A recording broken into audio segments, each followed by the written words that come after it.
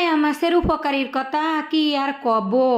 খাতেও যেরাম test, ভিটামিনে ভরপুর। এই দেখো কুকার বাপ কি সুন্দর টাটকা টাটকা মায়া মাছ কিনে নিয়ে আসে। 8 কেজি না 1 কেজি তা আমি জানি নে। তা আমি করছি টাটকা যখন তখন কুইটিও আমি রান্ধে ফেলাবো। আজকে একটু ভিন্ন কায়দায় রানবো। আসসালামু আলাইকুম রহমতুল্লাহ। টুক করে গাছিটে মায়া মাছ কুটিয়ে নিলাম আর দুটো আমরা কুচি কুচি করে নিলাম।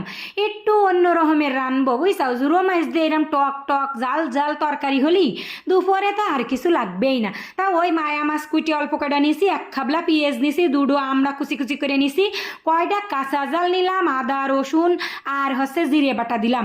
সব কিছু কিন্তু আমার জুত মতন দিছি। মাছ তো অল্প, সেই আমার আন্দাজ বুঝেই আমি সব মাল মশলা নিছি।